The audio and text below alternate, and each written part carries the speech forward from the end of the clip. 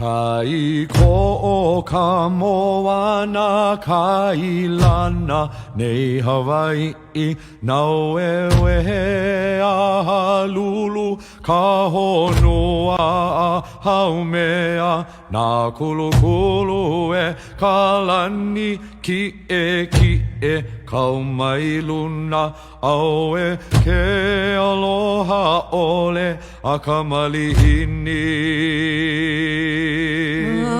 Hea vale o kopu alikoa o ke ave. Me ko kamalala walula me ka kuhi hewa. Alu mai pu alu mai me ko mano kalani po. Ka I mai ana me na kama ka hele lani. Kuha hea.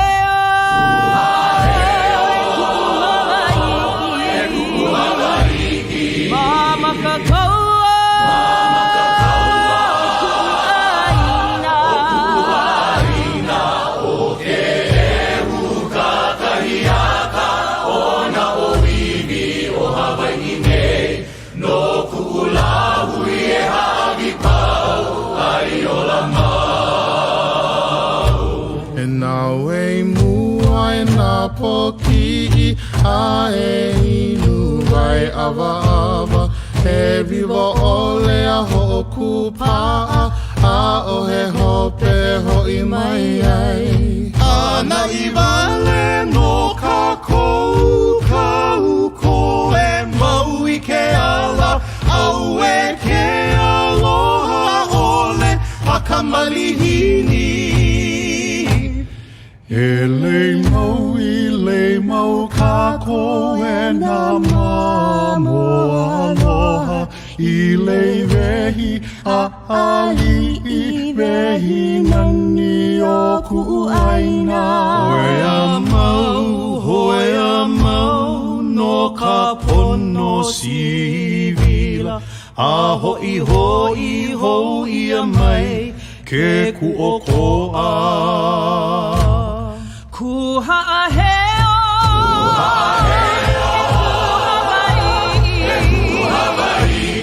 Mama kakaua. Kuaina o ke ehu ka kahiaka o na o wiwi o Hawaii nei. No ku'ula hui e hawi pau ai o la mau. Kuha heo.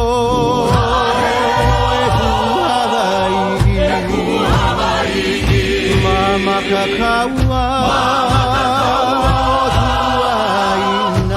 Kuaina o ke ehu ka kahiaka o na o wiwi o Hawaii nei. No ku'ula hui e hawi pau ai o la mau. No ku'ula hui e hawi pau ai o la mau. No ku'ula hui e hawi pau ai o la mau.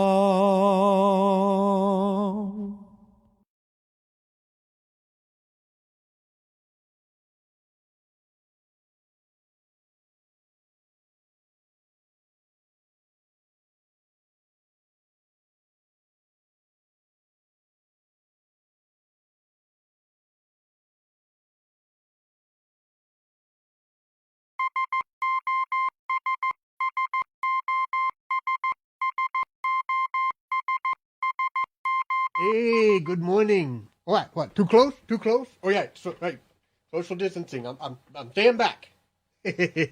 oh, is it the mask? Oh, no worries. This is my face mask. I had, the real medical mask, but I gave them away because, other people, like the grocery store people, they need them more. The medical people, they need them more. Don't worry, I didn't use them first. Hey, aloha, and welcome to the Song of Sovereignty. I'm HB, and as you may have noticed in your lives, the coronavirus social distancing thing probably causing a few disruptions for you, and it's causing a few disruptions for us. So we have a little different kind of a show for you today, as most of us are off doing other things that we got to get done. So we have a best of rerun for you. Some of our favorite things, at any rate. Hope you enjoy it, and we'll see you next week. Aloha.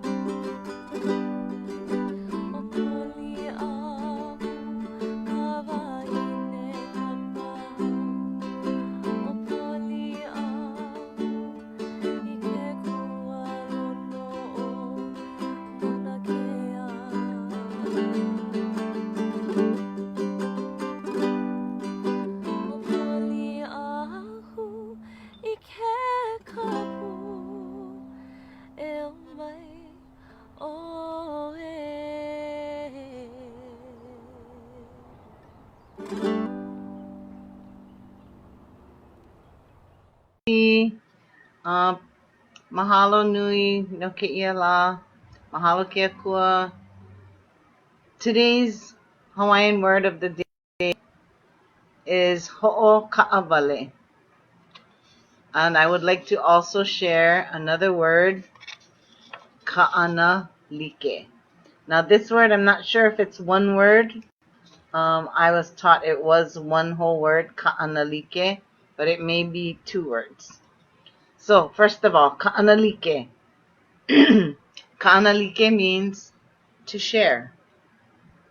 To share whatever we have with our family, with our neighbors, to share. And we teach keiki that they need to share their toys, share what they have, share even mea'ai. And in these trying times, of course, we need to remember that though we need to stay ho'oka'awale, or separate, or isolated, which is the meaning of ho'oka'awale is to separate or to isolate. And though we will all need to be separated or isolated, and it does not come natural to us, Kanaka Maoli, to be ho'oka'awale. But in these trying times, we will need to protect our ohana. And though we will continue to ka'analike mea'ai, ka'analike na mea pono no ke ola ana. So we share food, we share household items that we need to survive with our neighbors, with our friends, but at the same time we remain ho'oka'awale and isolated. And we think of new ways to stay social. I know with my Olelo, Papa Olelo Hawaii, or my Hawaiian language class, we are now looking into running our class through Zoom so that we could be face to face, yet ho'oka'awale. And I really am happy to share this with everyone today on Songs of Sovereignty. I wish you all a beautiful, blessed day. Mahalo ke akua. Aloha no malama pono. Ahui ho.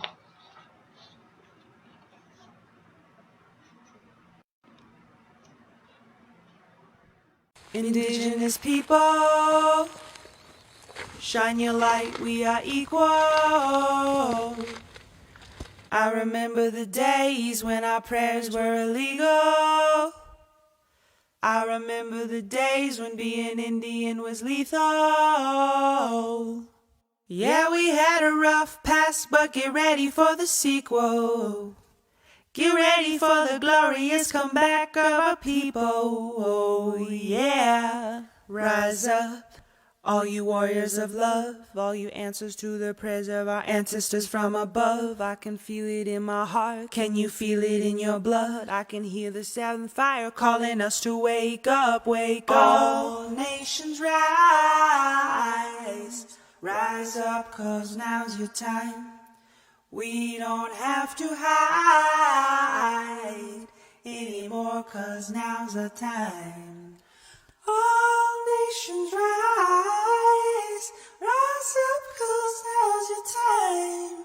We don't have to hide anymore, 'cause now's the time. With forgiveness as my bow and my prayers as my arrows, pull them back and let go. I watch them fly like sparrows. Have hope.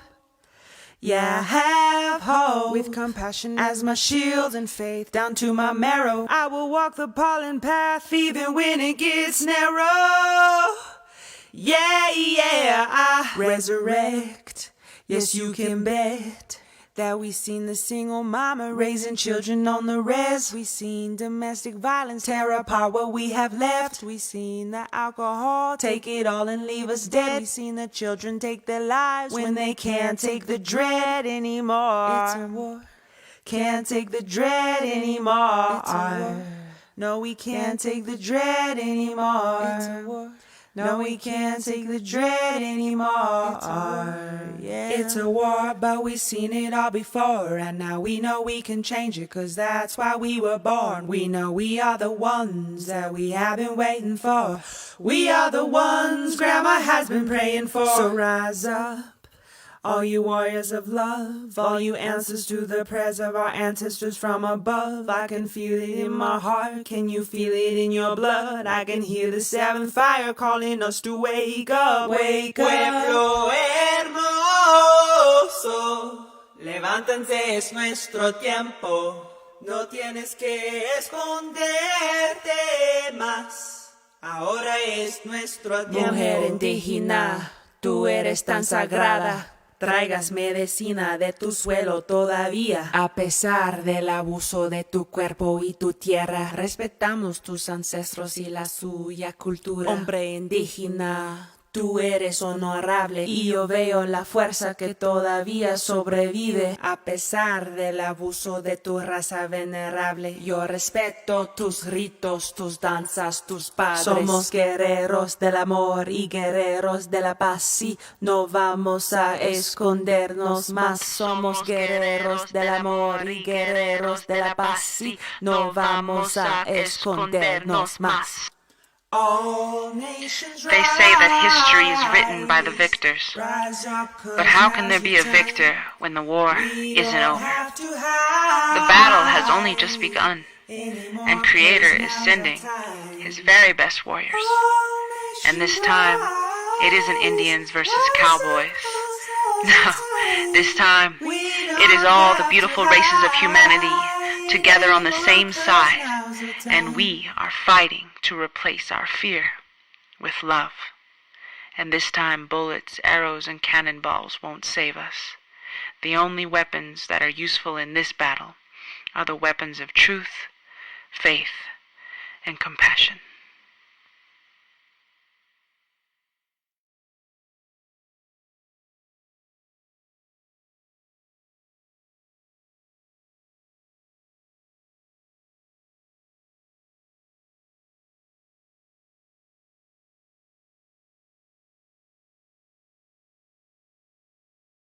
Right now, we have Sister Lila June on with us. How's it, Lila?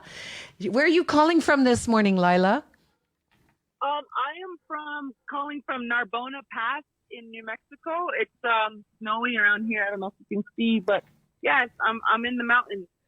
Woohoo! And we've been enjoying your music. I was happy to meet you in January at our 2020 Vision Gathering Retreat. Where we had our version of our version of snow, which is lots of rain. And I just really wanted to introduce you to everyone because we've been playing your music all these weeks. And every week I get messages. Who is she? You know, what's her deal? So tell us about yourself. I know you're running against the Speaker of the House in New Mexico, and that guy's been in there for what, 50 years or something like that? Well, I was running against him. He's been in there for 8 years. But I was going up against the oil and gas lobby as well as a lot of corporate lobbies. And so they ended up squishing my campaign in a pretty brutal way. But we decided to transform our campaign from focusing on me to focusing on the youth-led climate movement. So all of our money, all of our volunteers, all of our everything went towards the youth-led climate movement. So it was kind of bittersweet, but we were grateful that we could do something even more powerful than just me running for office, which is work with the youth to create a voter's guide so that voters across the state could understand who's going to vote right on climate and who isn't. And that also sends a direct message to candidates and possible candidates that this generation is not going to be lazy like my generation, that you guys are absolutely paying attention and that you're going after the candidates that you guys want to see in office. And so that's very encouraging that you've taken what might be considered a defeat and turned it into a huge victory. When I listen to your song, Time Traveler, there's one verse in there that says about the victors writing history. Do you remember that? Yeah. And All Nations Rise. Yeah, that's All Nations Rise. It says, they say that history is written by the victor, but how could there be a victor if the war is not over? So talk to your peers right now, all the Kanakas listening to you over here, watching you, Lila June, that are your age, and explain that. Well, I think that a lot of Native American people, my people are the Dene people. We're indigenous to what is now called New Mexico, Colorado, Arizona, and Utah. We're also incorrectly known as Navajo. But a lot of our people and a lot of indigenous peoples across the mainland essentially have thought that the war is over, that we lost the war. And a lot of our men folks, too, are very discouraged because our society still live under the thumb. But the reason I said that phrase is basically to remind people that the war isn't over until we stop fighting. Mm-hmm. So it's only just begun, really, because what you have now is you have all the people waking up, you have all the youth waking up, you have all the brilliant elders who carry the wisdom of how to live sustainably. Finally, people are listening to them. We're all coming together. And so just to not be discouraged, that's why I wrote that, to remind people to not be discouraged, because the war is not over, but has only just begun. And the way you talk about how this time it's not going to be cowboys and Indians, it's not going to be guns and cannons, it's going to be faith and, that connection with your community that's going to create the change. So your music is so very encouraging, Lila. Anything else you want to tell your Hawaiian counterparts over here? We have so many great young people rising up and really doing a lot of hard work, just like yourself. Any encouraging words you want to share with us?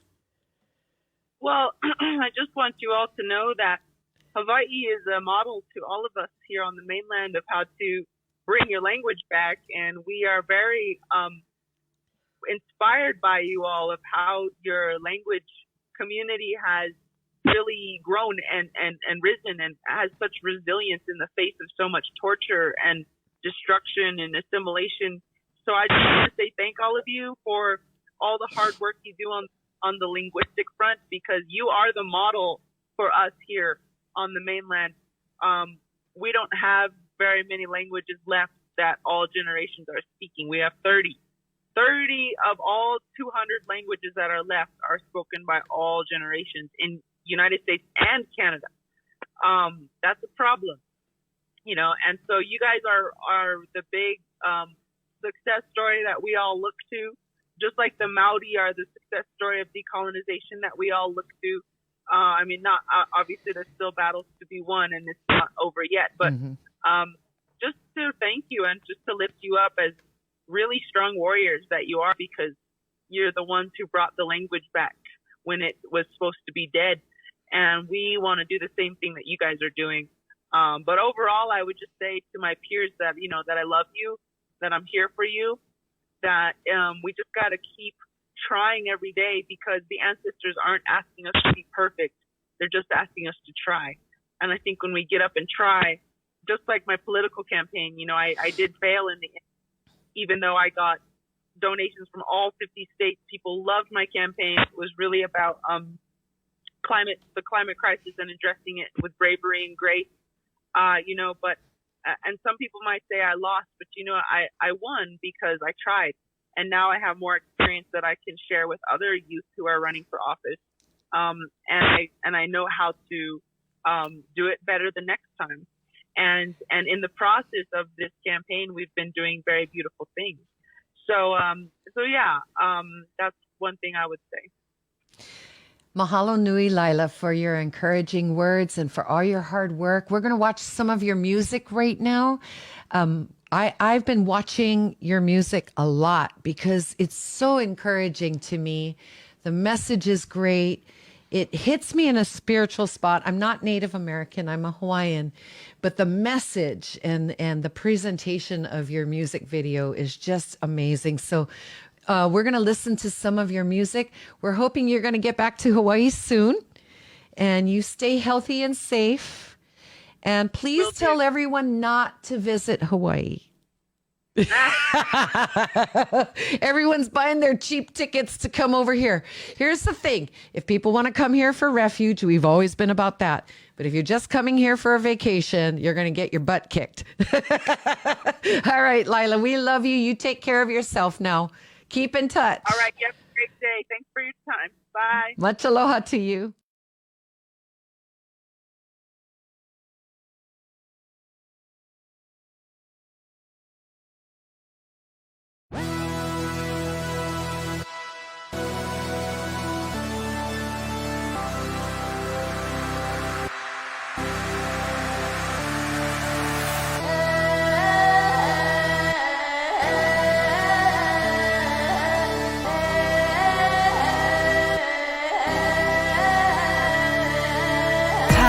Traveler, running faster, warrior is born, battle to be won, past, trauma, future, hurt. I'm a child of the dirt and I'm ready to give birth, planting a dream, panting I breathe, running towards the future with a handful of seeds, stronger than greed, I am stronger than hate. I stand under the shades of trees planted so long ago, a product of ancestral love.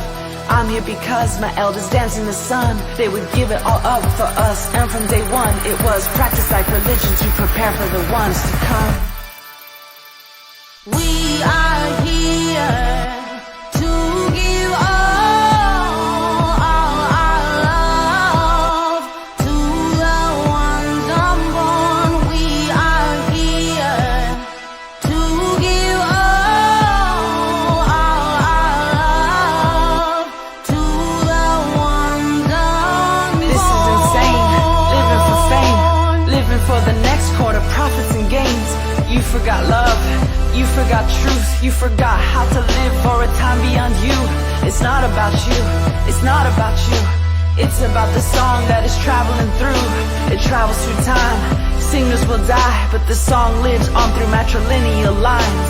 We are here to give all our love to the ones unborn. We are here to give all our love to the ones unborn. Open your eyes, open your heart, draining aquifers before they can recharge. We're not in charge, nature's in charge. Look to the stars, remember who you are. Stay humble or fall, we don't know it all, and we are not exempt from natural law. Live selfishly and the structure will fall, but if we live for those unborn, then the song will go on. So before you take a book off the shelf, take a look inside yourself. Answers come to you at light speed. I'm searching for knowledge that I can't find on a news feed. Knowledge found through intuition, knowledge found through fasting and dancing. This ain't superstition, it's ancestral tradition. So throw me the spear of wisdom, sharpened and sunlit. I'm giving my life to the oneness. I'm a warrior, I'm sun-kissed. I'm armed, but I'm harmless. Protecting cycles of rain and cycles of snow. Fighting for children whose names I will never know. I look up and read the messages written all across the sky. Messages telling us that it's time to evolve or die. It's time to live this life right, so that when our children look back, they look back with pride.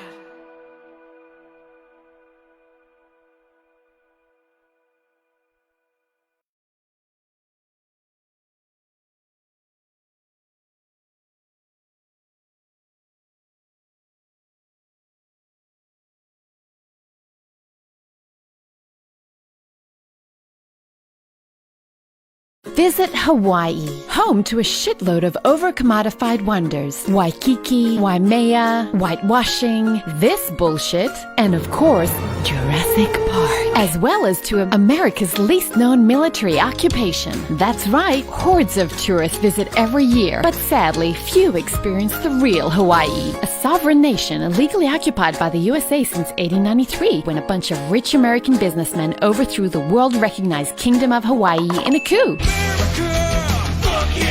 Just like we did in Iraq, except in Hawaii, we never withdrew our troops. Instead, we built stacks of permanent military bases and annexed the territory without a treaty. Sure, native Hawaiians protested, but zero fucks were given, and we made Hawaii the 50th state of... So President Trump was right about one thing. Technically, Obama was not born in America, but in a foreign country illegally occupied by the USA. Today, each island offers a unique flavor of occupation for you to come and enjoy. Oahu, where tourist and military occupations work together in perfect harmony, plaguing the land and driving natives into poverty. Kauai, where Mark Zuckerberg is continuing the tradition of rich American businessmen pushing natives off their lands. Or why not just buy a whole island, like this rich howler prick did on Lanai? Maui, where rivers diverted to sugar farms have deprived natives of access to water. Molokai, where Monsanto is occupying the land with genetically modified crops. Kahol, or whatever. The sacred island we bombed so hard for target practice we even cracked its water table. And finally, Big Island, where we plan to ram the world's biggest telescope right into the summit of Mauna Kea, the natives' most sacred mountain. Visit Hawaii, the country you never even knew we were occupying. Authorized by the Department of Military Occupations disguised as tourist destinations.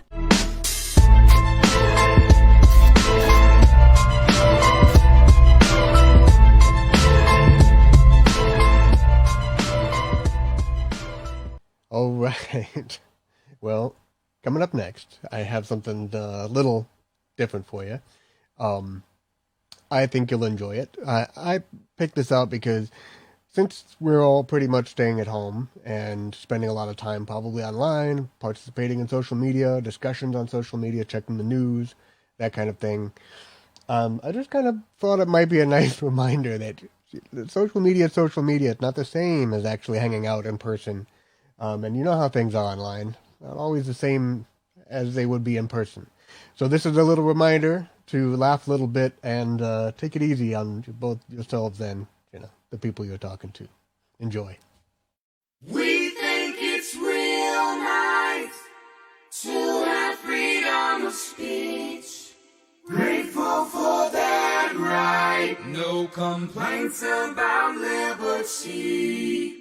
It's just sometimes exchanges online get me. I'm at my keyboard with anonymity. Then I get fired up and I post, get some likes and some votes. I love my opinions, others are inferior to me.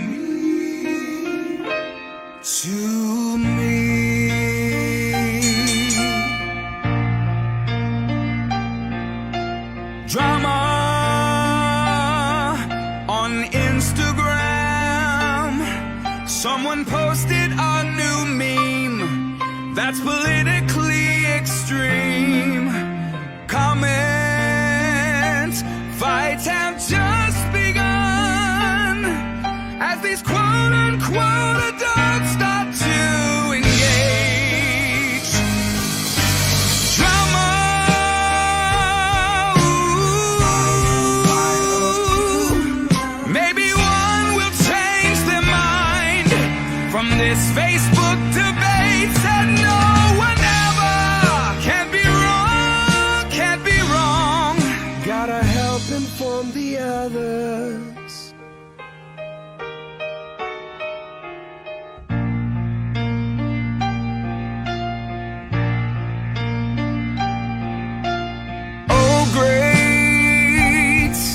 There's always one who with privilege knows what's best for a culture that's oppressed. Busy memorizing talk radio and an oxymoron called unbiased news. Trauma.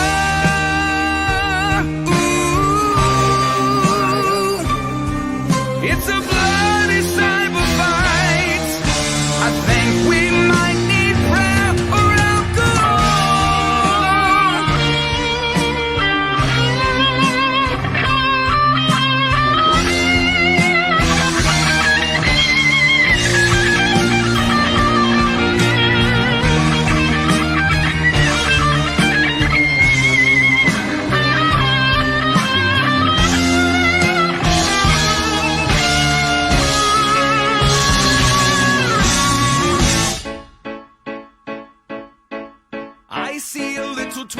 dancing in all caps. They're a douche, I will shortly unfollow. But at first I'll fight him with my QWERTY typing keys. You're an a-hole, you stupido. You're a keyboard warrior. Come at me, bro. Now there's a tool boy posting his hate speech. He's just a tool boy with insecurities. Can't wait to block all his misogyny. Comet wars dying down, have we let it go? We will not know, cause now here come the trolls. Up and troll. We will not, cause now here come the trolls. Thirsty trolls. We will not, cause now here come the trolls. Now here come the trolls. Now here come the trolls. Trolls. Oh, I'll delete them. I'll delete them if they troll. Mark Zuckerberg, make all of my friends sound just like me. Like me.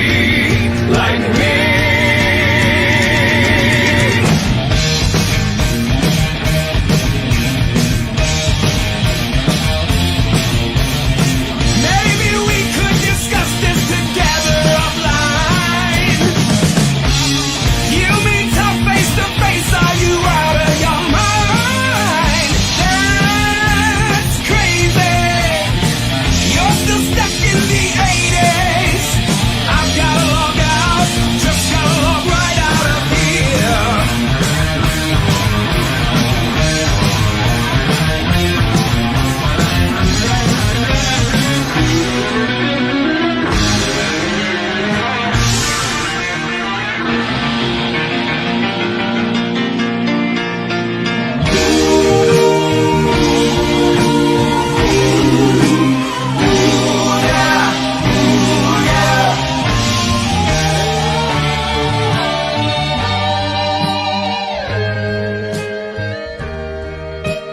We should love each other, although we disagree.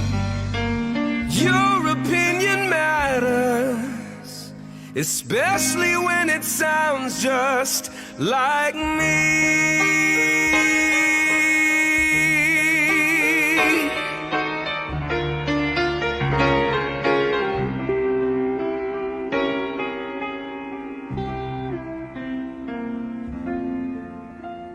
I love my opinion.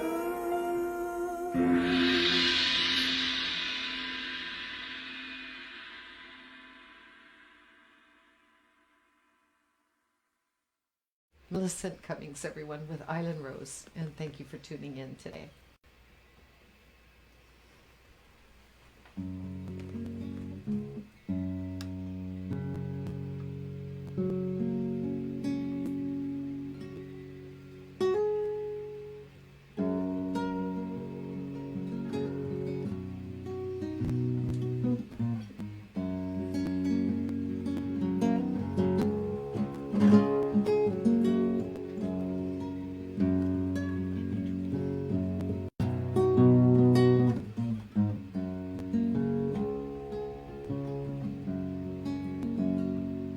You will find me below the banyan tree in the noonday sun to find some shade, my body cooling, my heart burning.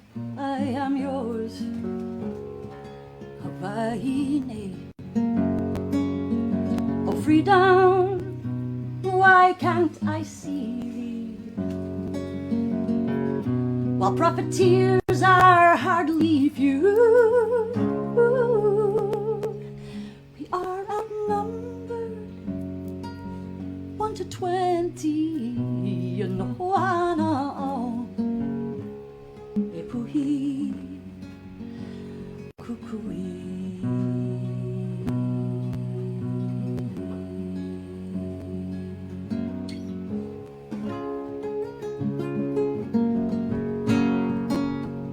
Boats are coming into the harbor.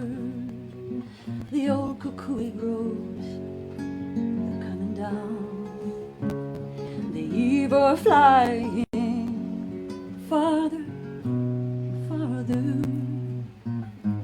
My feet are still on the ground. Oh, freedom, why can't I see thee? Skyscrapers obstruct my view. The birds are numbered 1 to 20. No, I know. Puhi, kukui.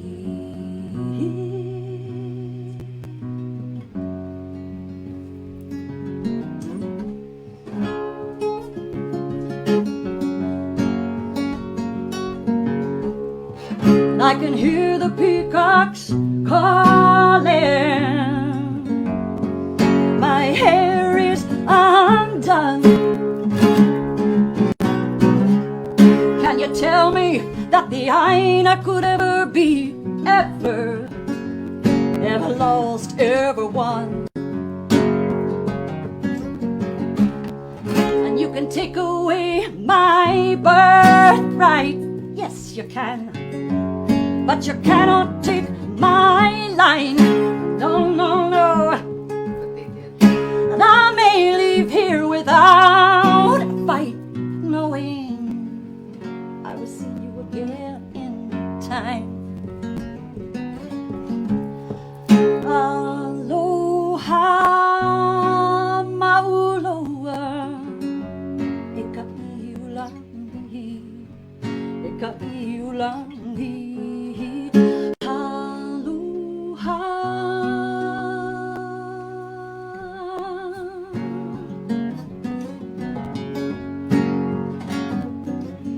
Freedom, I think I see thee. If only they knew.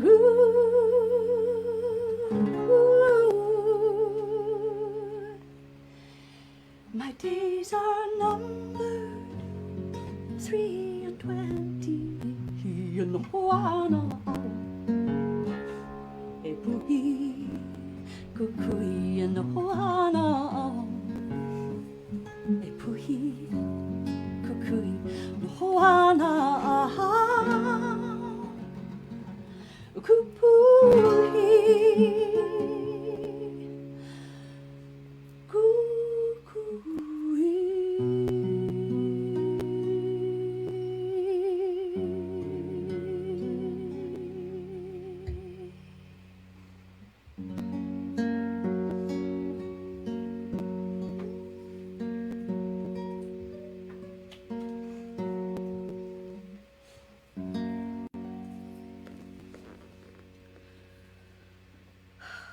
Ew. Happy Ew. New Year. Happy New Year. It's a hard song. It is. It's really one of my all-time favorites of yours, and she's my favorite princess too. Now we're going to get back to the meat of our show today, and that is meeting with you, Dagan, and Auntie Cookie. You're not my auntie. I'm not you your know, auntie, people yeah. call me auntie. I'm like, Bri, you older than me. What? I actually love being called auntie, I but don't. pretty soon I'm going to be called tutu. So That's right. You're lucky. Now that I wouldn't mind. But you know when you get brothers coming up to you at the KTA Leisure and you Ora. try and eat your bidongo. And they what? How's it, auntie? And I'm like, oh my gosh. who's your auntie? Who are you talking to? You look like my grandfather. Yeah. You know.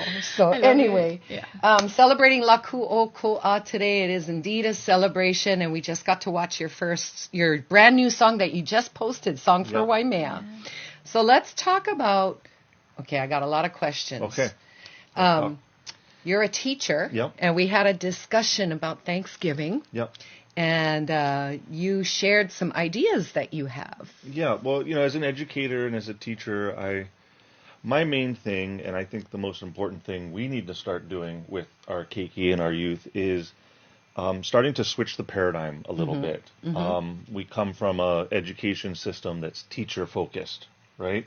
Teacher telling the kids what to do. Right. We need to shift that. We need to make it more student focused. So I believe in giving more power to the student, more student choice in what they're learning, more student choice in how they're learning, and the types of things they want to do, make it more student driven. So that's really something that I believe in, and I think those are the skills they're going to need in the world they're coming into. Like, this education system is old. It's 100 years old. It was for a world in which we needed people who could work in factories, be compliant, do what they're being told. But we're coming into a world, we're talking about information and getting the facts and alternate forms of information gathering, and our children need to be able to think independently, think, take this information and process it and make it their own. So I try and do what I can to encourage that with my students, and That's great. just though. make them think critically. Well, when we were talking about that word inculcation, because you said you never heard I never heard that word either. Yeah, and that's something that is the miseducation in the system. Yeah. Like, they don't want you to learn important keywords like inculcation, because it's brainwashing, basically. Yeah. Repetition of brainwashing. Right. That's what it's all about. Yeah. And we're taught a history that is really not Hawaiian history. Right. If you go to your history book with Yep. your colleagues who teaching American history or world Right. history, there is a part in there about Hawaii, and it tells about the overthrow. It's like maybe 4 or 5 pages, and that's Yep. it. That's all is said about it. Nothing Yeah. else. Right. So yeah, I love how your approach is letting the students, and we do have schools out there Well, now. the immersion schools are like that. Like our kids went to a school in Waimea that is a charter school, Right. and they were given that kuleana to do leads. They all had to do something that they chose. Yeah. And I love that you're doing that, because it's rippling throughout all the schools. Yeah, and across, I meet educators. I travel in my capacity as a teacher and educator, and I meet other teachers who are bringing this into their schools and, trying to internally bring this way of thinking and try and, one little spark can catch a fire and hopefully allow this to grow some more. But we all know that it begins at home, though, with Yes. the parents, and getting the parents more involved, because it's the parents' responsibility. I mean, we teach our child first, right? So, but if you work with your parents who are receptive to it too, because you might have parents that are resistant because they've been taught not the wrong information, but just not. They're just repeating. Right, it's the It's just repetition. keeps and repeating. that's the inculcation of it. Yeah. That's exactly what it's defined as, Yeah. So yeah. For my mom, she's going to call me tomorrow and say Happy Thanksgiving. Right. She's Hawaiian Visayan. She's got not one drop of Native American or American blood in her, and she's going to celebrate Thanksgiving because that's what we've always done. And now some kupuna knew.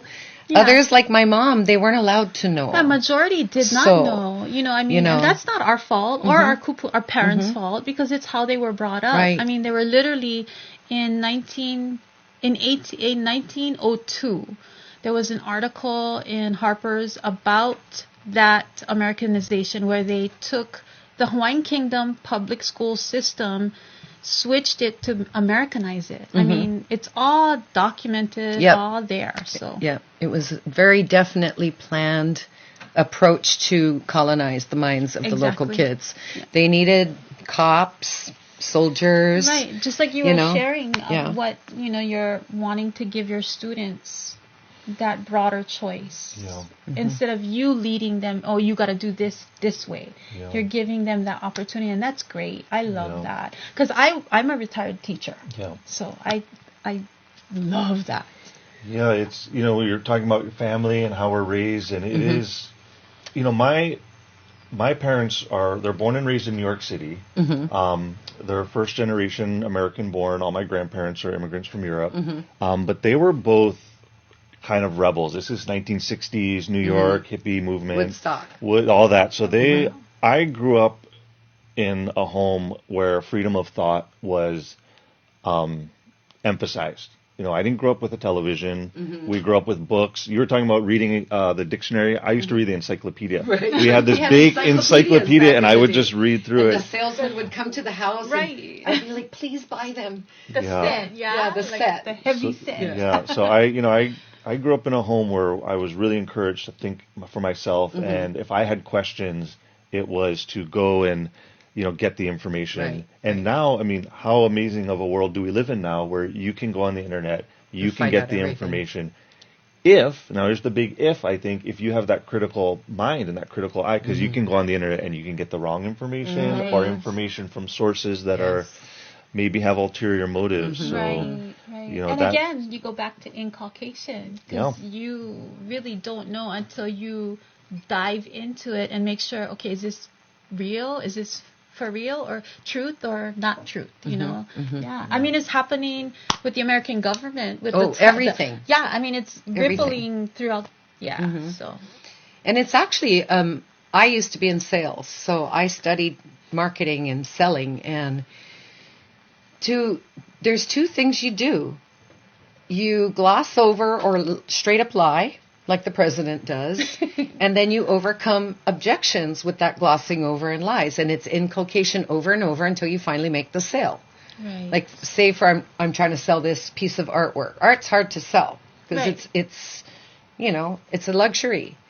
So you have to ask them for the money and then wait till they shut up, and it's this whole game. And I realized when I was learning how to be a really great salesperson that all my life I'd been sold a lot of bullshit. And I was like, because had I had my awakening when I was much younger, flying the world, waving my American flag, not knowing who I am, if I had been younger, who knows what I would have done. But in my family, you just didn't talk about it. It was Thanksgiving. We had flags everywhere. All of my family was military. We went private school. And my grandmother grew up in the orphanage, so she was Americanized from a very small age. And there's a lot of families like us out there. Right. And now your family came here. That. Yes. Yeah. And that's some wild free thinking to come from New York City to Waimea. Yeah. And now what tell us about this. What did your parents do when they got here? It's kind of a crazy story. I mean, it started with my mom's uncle actually was retired military, and he moved to Holualoa in South Kona in the 1960s. Okay. He moved here with his wife, and that kind of planted the seed in my parents' mind. After they were married, they lived in the Virgin Islands for about, I don't know, maybe 10 years. So they're reincarnated island people. No, definitely. Well, my grandfather's from Sicily. Okay. So I have the Sicilian island thing, and then my other side, they're all Jewish, so there's like the thousands of years they've been traveling all over for years. Right. But they quit their jobs. There was 4 of us kids, sold their home, and just moved out here. How old were you? I was 5 years old. Wow, imagine that. I was 5 years old. My younger sisters, who are twins, were just born. They were barely a year, and my brother was 8. And we lived on the beach at Ohaiula, Spencer Beach, for about 6 weeks, just in a tent down there. This is 1984. Wow. And just kind of trying to figure it out. And we ended up in South Kona as well. So I grew up down Kalakekua area, Mauka of Honaunau. And in a coffee shack, they found just like a coffee shack there, water catchment, old school style outhouse, no TV, like I said. So you got to live like Hawaiians. I mean, I grew up down there around the Kanaka, and just that. I'm surprised you didn't walk into any of my husband's family, because they're from Napopo. Oh, okay. The Gaspar Ohana. So, okay. What a connection, or reconnection. Right. I love that. So we were just that, like, one of those crazy haole families that moved in down there in the early 80s, eating avocados and mangoes, like, way out in the middle of nowhere. But the kids are happy because they get to go beach. Right. They don't care. You got to go in the water, run free, feel free. Bay every day, KA Beach, down to, the park at Honaunau, City of Refuge. And I'm just so grateful to grow up around that lifestyle. That is what made me who I am. And right, you could have been a New Yorker. I know. Imagine. And I didn't go back to New York until maybe 5 years. Well, my first time I ever went to New York City was 5 years ago. As an adult, and I went back to the neighborhood where my dad grew up, and was able to meet my cousins for the first time, and meet some family over there. It was like, okay, this is different. This is a different. Well, now you got to send them the link and they can watch you. Yeah. Yeah, well, On and this show. I will, and my aunt, my dad's sister on Facebook, she's like my biggest East Coast fan over there, Oh, and so she wonderful. loves So you all can my share. stuff, and I'll Awesome. definitely share. That's great. Well, we want to hear some of your music. I definitely want to hear the tribute to Johnny Cash, because I love Johnny Cash. Okay. But I want you to say a few words about his influence, or why did you do this tribute to Johnny Cash? Right. We love him. Yeah. I think with Johnny Cash came into my life in two different ways. First, when my first guitar teacher was actually from the Midwest. And he was a huge Johnny Cash, Hank Williams, kind of old school country. So some of the first songs I learned when I was like 10, 11 years old were those songs. But from there, I can't really say I had a major like country passion. You know, when I was a kid, Nirvana and Pearl Jam was like the music that I was listening to, and all that stuff. But when I was in college and in my early 20s, there was this big kind of renaissance of Johnny Cash's music. He did these albums with Rick Rubin, this well-known producer, and he did a cover of this Nine Inch Nails song called "Hurt" that really like opened my ears back to up. Nine Inch Nails. Yeah, exactly. I was a Nine Inch Nails fan, and I was like, wait, Johnny Cash did that Nine Inch Nails song? And wait, Johnny Cash is still like going? And I started diving into his music, and it just, I don't know, it resonated with me on a lot of levels. Vocally, I have a deeper voice, and just his spirit. He has this unique ability to live in a lot of different spaces and do it authentically. And I think that's really important in our world today, is to kind of, I don't know, just move freely. It's that freedom of thought that I think is really important. And I really connected with that. And I don't know, I just kind of had this idea about writing a song as a tribute to Johnny Cash, because I couldn't find a song that was a tribute to Johnny Cash, which I thought was interesting. When he passed away, I started looking at what songs are about his life, or who's written songs about Johnny Cash, and there wasn't one. So I kind of sat down and started working on this song, and I wrote this song, and one of the verses has some titles of his songs that I kind of put together into the verse, and it was, the title of the song is "Let the Music Play," and it's really about keeping his music alive, keeping his spirit alive. I don't know if anyone's listened to his album he did that told a lot of the stories of the native peoples of America. And his song, about the Ballad of Ira Hayes, and there's a lot of history of him. There's video you can see on YouTube of him going and visiting with the peoples of America and the First Peoples, and the conversations and communications he had with them, and his desire to try and do what he can to give them a voice, and maybe take their message to an audience that wouldn't be as receptive to it. So I put together this song. And well, let's take a listen to this song. It's hard to tell that it's not Johnny Cash singing. When I heard it the first it's time, amazing. I had to listen to it a couple of times because I was like, I asked her, I go, is this Dagan or Johnny Cash? Yeah, we were talking about, I was like, wow. Let's listen.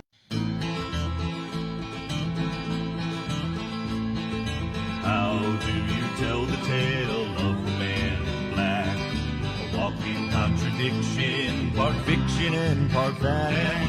He lived 1,000,000 lives during the time he walked the earth. Although he died a legend, he came from a humble birth. How do you combine the words with the proper sound? Do justice to all the poor and the beaten down.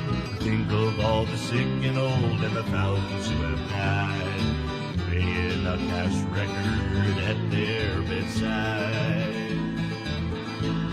To answer my question, this is what I think he'd say. Please don't eulogize me, I don't want to be remembered that way. Just tell them that I was a God-fearing man in my day. That life and love will go on, and let the music play. Let the music play. Let the music play.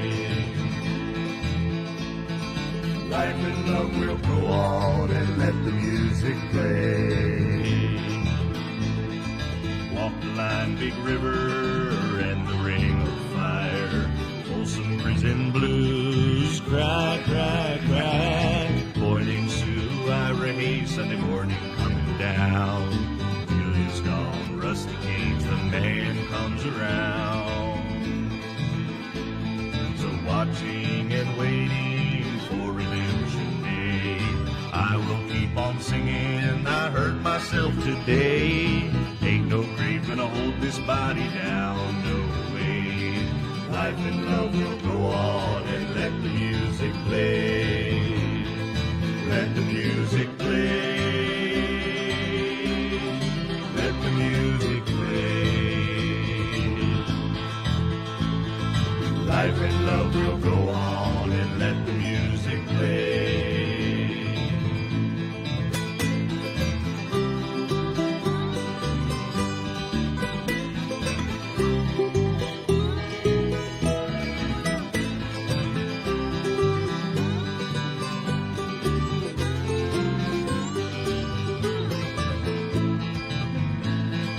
Let the music play.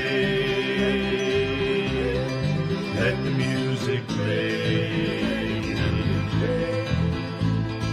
Life and love will go on and let the music play. Let the music play. Let the music play. Life and love will go on and let the music play. Life and love will go on and let the music play. Life and love will go on and let the music play. Yay! That was I awesome. couldn't tell. Yeah, when you first played it for me, I was like, wait, who's that? Is that Johnny Cash and I or is was it like, Dagan Bernstein? Okay, so Off the album Yeah. Song for Waimea. Look, the holidays are coming up, everybody, and this is my thing, okay? I call it Kalikimas for Kanakas. I love Okay. And we gotta take care of all each other. This would make a wonderful gift. Stocking stuffer. Where can people find your albums? They can go to my website, daganmusic.com, D-A-G-A-N music, or message me on Facebook, Instagram, any of those, and I'll hook you up. You know why? I'm glad you have a CD. Yeah. Because plenty of us kupunas like to pop the CD in our old ka'a. Yep. And we know more that, the Bluetooth Yeah, action. right. So this is a great stocking stuffer. And while we were listening to the song, I was telling Cookie, I go, and, Hawaiian folk music actually exists, but Not there's much. it's not a genre that you hear a lot about. It's not featured in the hokus. Correct. No, it's not. Correct. And it should Oh, be, that's right. because our Hawaiian folk music is our history, our plantation histories, our Paniolo histories. So, awesome. We want to play your next song. Okay. It's called Ha'aheo Nakanaka Paniolo. Yes. Yeah. Tell us a little bit about that song. So yeah, that song, I wanted to honor there's something about the way of life of the Paniolo that I wanted to try and capture. And, this is me as an observer. I'm, full disclaimer, I'm not a Paniolo. I'm not a cowboy. You're not going to go rope some gonna calves go, after no. this. Okay, I seen those guys. I respect and I mahalo them for what they do. Yeah. And I wanted to try and just emphasize not the kind of Hollywood part of their life, like, the cowboy, the real part. The sex appeal John Wayne kind. Right. Yeah, and the real thing is much it is, and it's different. A couple things. It's the connection to the land, and it's the keeper of the knowledge. Because in a weird way, the Paniolo were the ones that kept the language alive. They kept a lot of the knowledge alive about the places, the place names, the winds. Because as the culture shifted here in Hawaii, they were the ones that really did stay close to the land. And I only know this because when I talk to these cowboys, like, they would always share about, like, those things, and it was that knowledge would get passed on to me. So I wanted to try and capture that in the song. And one other thing about the song is I was putting it together, I felt it needed even something deeper than that. And what I saw, actually, I didn't come up with this, is I actually saw at one of the Na Vaivai o Laupoihoi events, was a image of a paniolo on the horse, and it was like mixed in with the canoe. And it was the imagery of the paniolo on the horse being the navigator, much like the original navigators In the on canoe. the canoe, Wow. being guided by the stars. And I talked to just some of the kupuna down there. I was asking questions about this image, and I just scribbled something down. It started with an idea, and I just kind of ran with it. And so there's some imagery in there about the va'a and them gliding across the pastures, like the navigators gliding across the ocean. I'm sorry, because my dad was both. Sorry, Dave. Oh, don't be sorry. It's just... I'm visualizing it because from watching your video Yeah. earlier, I'm visualizing it. Yeah. It would be a lot like just gliding over the ocean when you're riding over plains and Right, because you free. talk like that. My first memories of my dad is being up on a horse and seeing him in the canoe and throwing nets. So he did, and like you said, they are so true to that. And so I'm getting emotional because not knowing that my dad was teaching us this, or me and my brothers. So I love that about you and the connection, the reconnection with Dagan. I love Mauka and Makai. Exactly. It's the same. Yeah. And in the Hawaiian mind, the way we think, it's just a constant duality. It's not separate. Right. So like when I'm hiking up in Koke'e, I'm looking at plants that are named after things that are under the water. Right. And it's not a separate thing, this duality. It's all so encompassing. that's really a great visual that the horse is the va'a on land. Right. And because we didn't, that's how we traveled once the horses got here. Right, donkey. Didn't you told me this? We like mules. My husband likes mules. We like it's closer to the ground, less distance for fall off. But we're hoping to get a few mules over here and be able to go cruise around in Waimea with your ohana. And I hope you won't mind, but I'd like to dedicate this song to my dear friend Klein Kapahu. He is watching over in Kekaha on Kauai. He is one of our last original paniolos from the island of Kauai. So, Klein, this song is for you, dedicated from me to you, from our friend Dagan Bernstein. And I think I'm going to have to get a CD and pop it in the mail to him so he can put them in his CD player. Because brother is still a paniolo. So I think you'll like this, Klein. And give Sonia a kiss for me. Love you guys.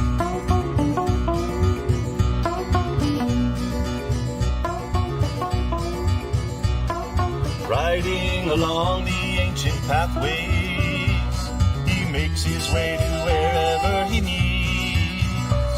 The horse is the paniolo va'a, the ground is the paniolo sea.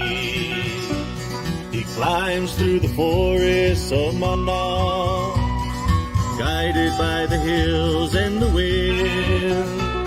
Like navigators that came before him, going places they have never been. Ha'aheo na kanaka paniolo, ina va'a honua. Ha'aheo na kanaka paniolo, ina va'a honua. Sailing on the pastures as an ocean, the moon lights his way so he can see. Travels from the mountain to the shoreline, living life so open and free. At the beach, he rests for the evening, catches fish and sleeps under the stars, with drink and plenty of eating, and the strumming of slacky guitar. Ha'aheo na kanaka paniolo, ina va'a honolua. Ha'aheo na kanaka paniolo, ina wa'aholonua.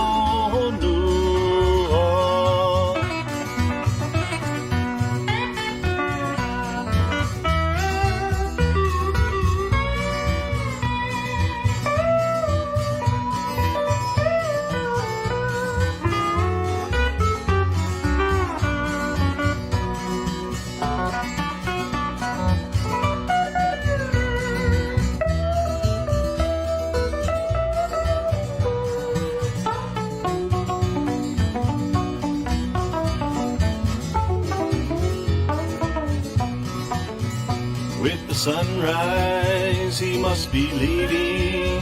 Grabs his kaulaili and his ring, lifts his paddle one at a time, and rides his vessel home so carefully. The Paniolo lives in a balance with what the Kai and the Aina will provide. Contained within the Ahupua'a is everything needed to survive. Ha'ina mai kapuana, ha'aheo na kanaka paniolo. Ha'ina mai kapuana, ina wa'aholonua. Ha'ina mai kapuana, ha'aheo na kanaka paniolo. Ha'ina mai kapuana, ina wa'aholonua. Ina wa'aholonua. Ina wa'aholonua.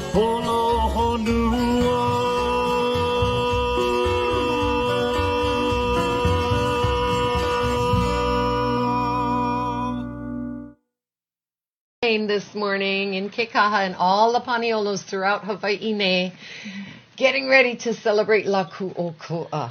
You're tuned into Songs of Sovereignty. That was Dagan Bernstein. This is his album, A Song for Waimea. It's on his website. And he's going to play us a live song. What you going to play? Yeah, well, so I want to share this song. It's also on this album here. I always feel a little weird talking about these songs and this music, and I mahalo that you mahalo these songs, but, for me, this stuff is, I feel immense gratitude. Like, this is the stuff that's around and that has been shared with me, and I'm just a channel and a conduit for this. Like, none of this is from me in that sense. Like, I really do believe that it's out there, and I'm just channeling it. So, and this is something I've always really am grateful to have learned as someone who grew up here in Hawaii. I came from another place, but this is my home, and the number one thing that I always take with me wherever I go is this concept of aloha, right? This is what makes Hawaii so special. And what I always tell people when I travel around is, aloha is not that thing you see at the ABC store. It's not that they put on the beach towel. It's not. That's not aloha. Aloha is this thing that is transferred from individual to individual, that is given freely, without expectation. And when that's given to us, then we need to pass it on to the next person freely. And that's a message that, our kupuna shares, and I wanted to capture that in a song. So I wrote this song. It's called Aloha Freely Given and Returned. And it speaks about that. And I also wanted to have a little bit of a understanding that our world's changing. Things are changing, and we cannot lose this. This is what we need as the world changes, because aloha has it survived through the most drastic changes that we've experienced over the last couple hundred years or whatever, and it will survive this next change, I believe, if we can keep passing it on. And this song talks a little bit about that. I think it's the key to everything. I always post that aloha is the key to everything and attainable by everyone. Yes, I love that. So I'm gonna humbly share this song with you guys. It's called Aloha Freely Given and Returned.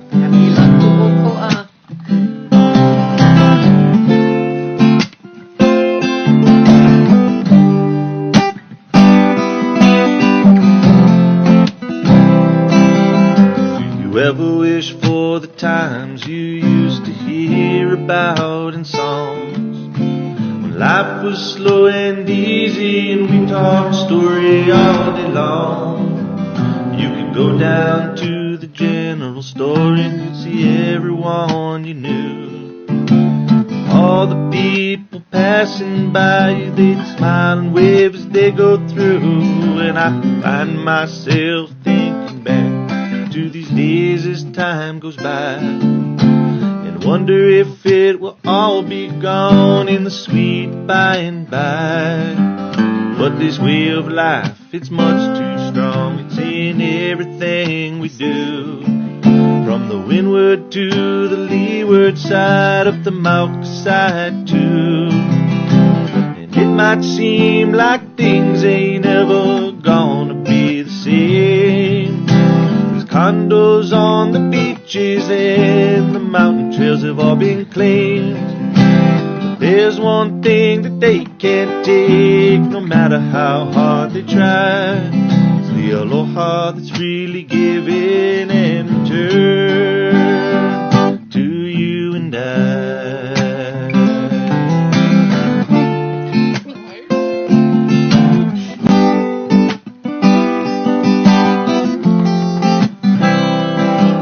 From the snows up on Mauna Kea after a chilly evening rain, to the Lahaina winds blowing through the native sugar cane, to the Iwa on Kilauea Point soaring above the sea cliff walls, to the lands of Molokai, home of the Kamaloa Falls, and to my brothers out on Makaha Beach, where the living is nice and free. I hear the painful cries of Kaho'olawe traveling across the sea. And to everyone that feels Hawaii deep within their soul, lift up your voice and sing your song, share the stories you were told. 'Cause our way of life is special, we can't let it go away. Kuleana to teach the keiki the old Hawaiian ways. And remember one thing that they can't take, no matter how hard they try. It's the aloha, freely given and returned to you and I. To you and I. The aloha, freely given and returned to you.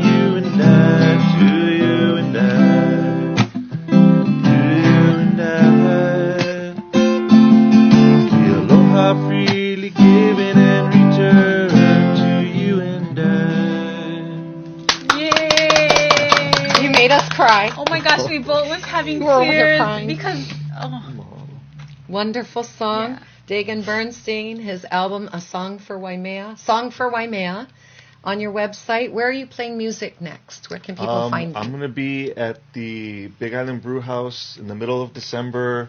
The Pukalani Stables Farmers Market, and some other things mixed in there. Go to the website; it's all up on there. Right on. Awesome. You can see my December schedule. That's up. DaganMusic.com? DaganMusic.com. DAGAN. Music.com. I love that Music. name. Yeah. Mahalo for being Yes. with us today. Mahalo for having me. Happy Laku'oko'a. Yes. Like I said, stocking stuffer. Clayne's getting one. Shh, don't tell him. Thank you so much, Dagan. Thank you. Well, you know what Cousin Jared would always say? Do your homework, everybody. So mahalo for that really wise mana'o. And that leads us to probably the most important thing when we're talking about sovereignty. And that would be your personal sovereignty, that transpersonal moment where you make the decision to be healthy, to care for your families, to care for your community, to those around you. In fact, why isn't the whole world your community? And speaking of that, you know, it's interesting to watch the U.S. government talk about this new threat when, in fact, for the last 50 years, they've been printing about the coronavirus on every detergent and cleaning box the United States has been selling. So, careful where we get our information. Now, this morning, we got super good information, and I'm so pleased to talk about sovereignty from the aspect of water. You know, like our cousins say, Miniwichani, the water is life. This is everything. And as you know, those of us from Polynesia, we recognize the strength of the woman that is the sea. And in keeping with that, I really want to invite wholeheartedly our guests this morning to join us. We have Veda Austin and Matt Thornton. And they were here last night at the Honoka'a People's Theater, really enlightening everybody about water. It's such a pleasure to have you here from Aotearoa and England, or Britannia, or Baritania, respectively. Really glad to see you guys. Aloha. Pleasure. Aloha. Pleasure. Tell us a little something about Honoka'a Town in that presentation last night. We were deeply blessed to have the opportunity to speak in that very historic theatre, and we've really been guided by spirit, because I've come from England, Veda's come from New Zealand. I've asked her to join me here to do some water research, and then to be guided by spirit, and we were asked to do a talk, per se, because what is happening at the moment, there is a new understanding about water that's emerging throughout the world, and what I'm doing is bringing the jigsaw puzzle of this beautiful subject matter, which is water, and it's becoming a transdisciplinary approach. Yes. So you can't look at it from one angle, from one eye. So what we're trying to do, we're telling a new story and telling it in a new way. And the reason why not be in Hawaii, and understanding where the real knowledge and wisdom of water is here. And so what we did last night was to tell a story of a new understanding from a Western viewpoint of water, so from a modern perspective, a new science of water, right, alongside a new science of consciousness, plus, which is explaining, allowing the more mystical, the more ancient, the more indigenous understanding of water all coming under one roof. Let's explore that kind of intersection. How are you finding approaching the modern dominant narrative with this new, perhaps some people might say, more relational approach? I think everybody comes into water from a unique angle. You either coming from the science, from a classical science, from a new science, from a technology, from an environmental, and then you can cross over the bridge into the more artistic angle, which is either the water is the artist, or the water responds to the artist, which is the human. And I think Veda is an expert, or her work is spectacular in this arena. Then we get into the more mystical, ancient understanding, or the more consciousness side. We have to come in from all of those angles. What I like to do is to come in from a more rational understanding, calm the rational, the closed mind, so the heart opens, and then the wisdom can then flow through, and then people can start to begin to understand a new story of water. Wow, that new story aspect. And I know we've got this giant story of pushing STEM, the science, technology, engineering, and math in our students in education, but as regards what you say, especially concerning Veda, it looks more like it's STEAM, right? Without the art in there, when they remove the art or the creativity from the process, they lose something in the translation, wouldn't you say? I totally, utterly agree with you. I mean, you have to have every single asset. I mean, it's teaching us to be transdisciplinary in our approach to understanding water. And from that, I believe at the end of that journey as well, not only is how we relate to it with our consciousness, but how we relate to in the environment and nature as well. It gives us the whole, it's beginning to give us the whole picture of how we can truly relate and reconnect back to water, which was an ancient understanding. Yeah.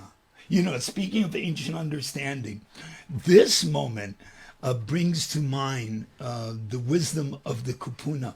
There's an old Hawaiian saying, if you want to talk about something, you get all the men together.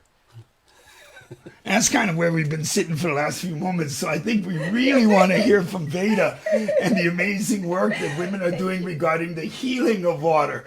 I mean, I get that the two of us are so science-oriented and didactic. We're opening our hearts. It's a new thing for us, but please. My role is to prepare the way for the beautiful Wahine to speak. So right. So please. I think of water in relation to who we are, as well as the external world and the internal world. The water's together. And so by understanding the water inside of us, we can't not then understand the water that surrounds us. And why is it so separated? Right. Why are we so separated? Is because we see this cup of water that we might have here as separate to us. Then we drink it, it becomes us. Of course, it's so simple. We cannot live without it. I always think it's so crazy that people say, look for life on other planets by looking for water. But they don't define water as alive. Right. And so what I've been doing, and I'm sure Matt will talk about it, but there was a lot of work done by various, and I think there is a place for science, a place for art, and the two need to come together because so much of what we're doing now is using technology and microscopes to look at all these different things, but not so much using our senses, our own senses, which is how we used to look at things and understand things. Our own sensory experience is what we find truth for ourselves. Is that the framework, the reductionist framework in education that leads us to learn and behave in a certain way? Well, I think so. I think that there's a new way of teaching now. I think I have 3 children. Each one learns differently. And my youngest is she's artistic. She learns through words, through the power of words, through the power of imagination, through finding out ways for herself. I once fainted. I had low blood pressure and I passed out. And my 3 children stood around me and they all did different things. My eldest son was right, we're going to ring the ambulance and we're going to call the ambulance, they'll know what to do. My youngest son was Googling what my symptoms were. And my daughter was creating energy ball for me in her hands and putting it in my mouth to heal me. All 3 were not wrong, all 3 were right, but they're all different. And each one learns in a different way. And so that's when I started to become more aware of the power of water. I wanted to find out about whether or not water could store information in a way in which was very visual. Because obviously we store information. And I think that the salt aspect, the salt and the water have a beautiful marriage. And salt is a crystal, and crystals are stored, the chip. It's in all of our technology. It stores, holds, shares all of this information. And oddly, all indigenous cultures use salt and water as their blessing medium. Of course. Ooh, go figure. Surprise, surprise. And so I feel that the salt part is the part that actually stores cellular memory. Ew. And so there is a thought process that that aging is a slow process of dehydration. Like we start out like a plum and we're going to end up like a prune. But actually what happens, well, it's the same thing. There's just less water. I'm pretty sure that we know from a scientific perspective that if I remove all the water from you, I'm left with about 11 pounds of mineral salt. Well, that's it. Right, we can prove that by putting you in a little gasified chamber and doing it. So you're basically salt and water. Exactly, and when we're cremated, the ashes are salts. Yes.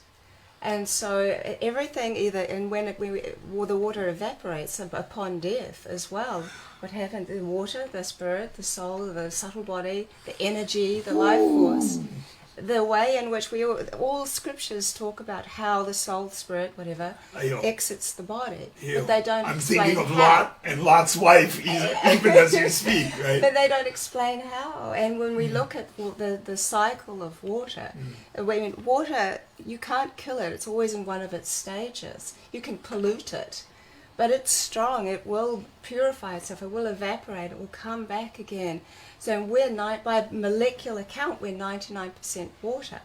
And so if water doesn't die, then that's molecularly, and we've always looked at it through volume and quantity. And now if we look at the qualitative aspect, and we look at 99% of our molecules are water by volume. Right. By number, not by volume.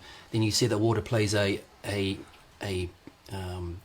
it's not a passive role in the human body. No, clearly, and its relationship changes during the growth of the organism, right? The way it operates, how it functions. So it's living, it's intelligent, it's adjusting with us, right? Cohabitating the sphere, right? And quite possibly, most biologists would insist that without it, the rest of it wouldn't exist.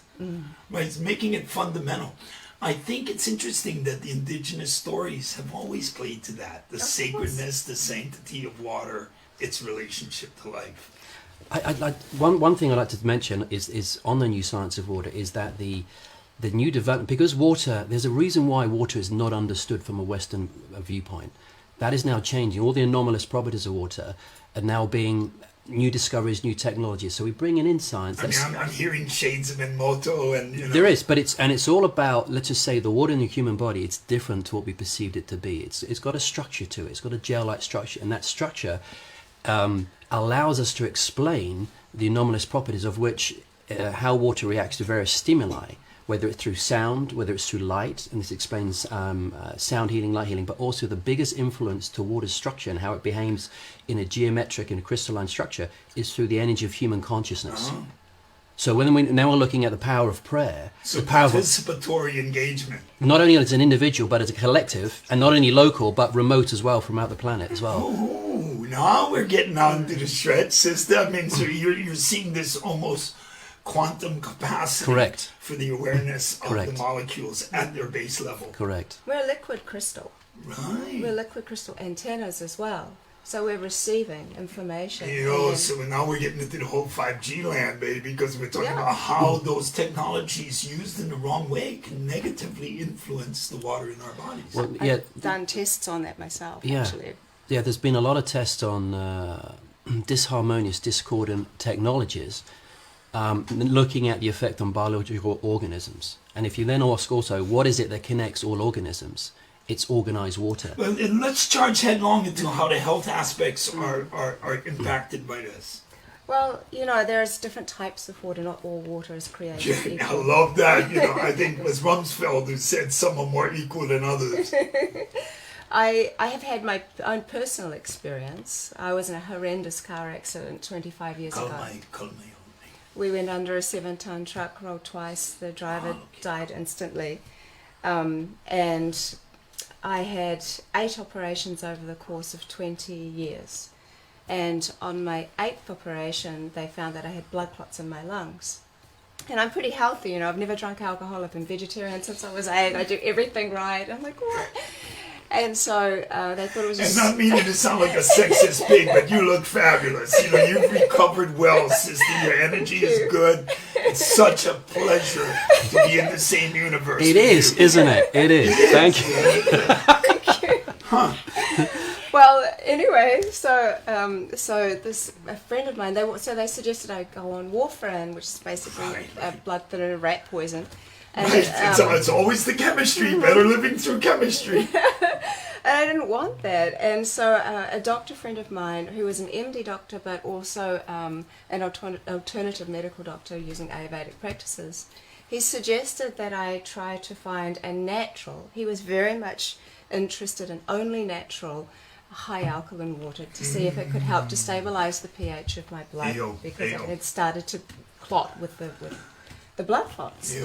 So I'm like, oh, that just resonated with me. So I started trying different waters on 8-week trials on myself, and I didn't change anything in my diet. I did everything the same. I only used this water. And then I didn't really notice anything specific. I didn't really know what I was going. I didn't have any expectations. And then I was told about a man who had his own private water source. And his pH out of the ground was 9.9. Beautiful, incredible, total dissolved salts, and it was really a beautiful structure. So there was a lot of lime, which made it so alkaline, and a lot of crystal in this huge underwater lake. And I want to get back to that. It was a natural source, absolutely right? Not natural. manufactured. Not manufactured at all. Or not made ionized. by creation, right? Yeah. And so I was, I really wanted to try it. So I went to him, I told him my story. He gave me a month's worth to try. And after 3 days, and a lot of people don't like talking about bowel motions, but it needs to be discussed. I'm so with that. How do I know that the last 5 years, right? It's an indicator of our internal health. The Chinese say, as it goes with your colon, so it goes with you. Exactly. And so after 3 days, I noticed, like, a huge change in my bowel motion. So we're finally kind of having a motion which is what they're supposed to be like, and what children usually have. And I'm like, okay, this is something is going on. And then after 10 days, I notice I have all these bumps coming up on my arm and along my jaw, which was super painful. And I knew my body was expelling something, but I didn't understand or know exactly what it was until the next day, when I ended up getting some tweezers. It was disgusting and amazing, but 27 pieces of glass came out of my arm and out of my jaw with some help with these tweezers that had been embedded in my body for over 20 years from the car accident. When we rolled, the windscreen shattered, went into my body, but in the back seat, the guy had like crates of Steinlager bottles. Well, at least he's got good taste in beer, right? I mean, we gotta give him that. There's that. But it was green, so I had all this green glass coming out of me. Girlfriend. And then I'm like, oh God, this is incredible, but like, how is this happening? Yes. I wanted to have an understanding, and I wanted a deep understanding of how water itself was able to do that. And I think water and sound and light all must go together.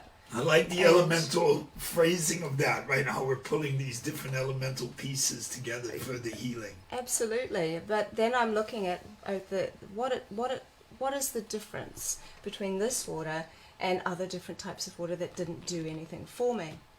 And so I started to look into the various different things. So it has a different viscosity, so it's slightly thicker, which we also find that comes with what's termed as fourth phase water. So what's interesting is that a lot of people... I love the four, everybody. I love the four. But what a lot of people don't understand is that's actually the kind of water inside our cells. Yeah. Our body converts H2O into H3O2, which has more hydrogen and a different viscosity. It also has negative charge. Yes. So when you're healthy, your cells are negatively charged. All you surfers, you know the drill. That's why we like it in the waves, the negative ions. It's Everybody's true. got it dialed. That's true. That's the one. And our Mother Earth is negatively charged, so which is why walking barefoot is so good for us, because the negative charge comes up through the earth and into us and helps us. When we're feeling sad, the animal comes to sit on us, gives us some of their negative charge as well. And so what we find is that... Ooh, the negativity, Moriarty. It turns out it's what we want, It turns out what we want. And so I started looking into the specific kind of water, noticing these very specific things. But then there's more to it. Right. So Masaru Emoto was inspirational for me, as well as a man called Laurent Costa. Laurent Costa is a French man who takes microscopic photographs of water. But what's different between his work and Emoto's work is Emoto's work shows beautiful geometries of water's expression of sound and whether something is a positive energy or potentially not such a positive energy. But Laurent's work actually depicts things like faces and imagery microscopically. His work is really amazing, and a lot of people haven't heard of him. And I was very inspired by that, and I thought, well, I want to be able to see if water can store memory in my own way, visually. And for our listeners, is that Costa with a C or a K? With a C. With a C, so Google it, everybody. Yeah. Some technology works. Well, he has a humble approach, and I think that these people, I know from Matt's talk about Emoto, was such a humble man, and I know Laurent too, and I think that's a key, is that actually we find that water is our teacher. We don't we don't own it, we protect it. It's actually who we are. If we have some comprehension of water as what we are, as part of what we are and part of this world, we have more reverence for it, rather than just taking everything for granted, which is what we tend to do so much in the West. Right, so I see that action that we see up on the Mauna, in Mauna Kea, as being part of this worldwide awakening to this kuleana, this responsibility that humans have. I feel it's my kuleana, what I've learned here is to create a new water conscious generation, okay, so that we can shift from our current understanding, Western viewpoint, that water is water, because there's no education, and there's a reason why that is. But water is commodity which we bottle and make unbelievable amounts of money for. But that is now going to change to a completely different perspective, so that every single drop is revered. There's no other way of looking at water. I just want to add something about Emoto's work as well, because Emoto, who was a great friend of mine, a great teacher of mine, and taught the world to think about water in a completely different way. He didn't come at it from a scientific point of view, but from an original way of thinking and way of thought. Right? Yeah, but that wasn't his main work. His main work was looking at he was an alternative doctor who looked at probably about 10,000 patients, and he used a precursor to an MRI, was a magnetic resonance analyzer. And you would measure the various domains of the human vibrational field, from the physical to the energetic to the mental to the auric to the soul, even to the consciousness level. So it's a biofeedback that goes right into the consciousness level, and it would measure the vibrational disturbances within the human being. He would then imprint the harmonious frequencies into the water, and that would be effectively the medicine. And he treated 10,000 clients with this approach, and he created the water crystal photography influenced by a great scientist in America called Lee. And that's how he got famous, for his water crystal photography. But his original work was healing through water, through imprinting through water.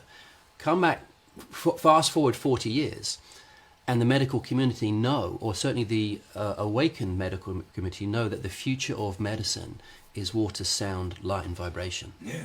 Again, the elemental It pieces, is. which is so reflective of what we might call the more traditional world and Correct. traditional healership. Yeah, but One could say that maybe around the 14th century, Paris, we took a wrong turn and created an industry of physicians and medicine, and that the women of Europe, in Northern Europe and even of the Americas, suffered greatly at the hands of this industry. What's your take on all of that? so much, As the sisterhood, so much has suffered from the hands of industry. But I think that and greed for money, and that's what even now we're seeing so much of, is that this. Yeah, I heard a story about money and water and you. I think you should maybe share that story and give some strength to people out there who don't see it that way. Well, yeah. Well, I was frowned upon for this, but I was approached some years ago by a very, very large company. They wanted to take over the water source that I was talking about that helped to heal me, and I can talk more about what it did for others. And they had read the analysis, they had tried it for themselves, I'm sure they'd done much more research, and they knew how powerful it was. And they actually came to me and they offered me many millions of dollars and at a time when I could have actually used that. When could you not use that? Right? I could use that tomorrow, baby. What are you talking about? However, I was spoken to through this translator, and he was wanting straight away, take me to the source, and I said no, I don't take people to the source, because the source is protected. It will invite you if it's right, but it wasn't right. Nice. And so I also think there's a really big difference between something being received and something taken. Oh, hold that thought. Hey, you fine and beautiful folks of Waiohinu, I want you to remember this. Guard the sacredness of that water. Absolutely. And so they offered me all this money, because I think so many people are used to people crumbling, going, oh my God, yes, I'll take the money and run. But I told them to stick it up their butt. because that's not why I'm here. We have to ask ourselves, what's our purpose? Is our purpose just so that we could have a whole lot of money and go and just retire and do whatever it is we're going to do? I'm pretty sure that's the dominant narrative. But if we don't stand for something, we'll fall for anything. Girl, change the story. That's beautiful. That's what we need. Awesome. Right? Let's change the story. Yeah, and so that's what I did, and so I said no. And I think sometimes in life it always comes down to two words: that choice, yes or no. What are you going to say? What's your choice? I think just to add into that as well, part of this new story we're saying, and the new way of telling story, is to give people a different choice. And at the moment they're not aware of what those choices are.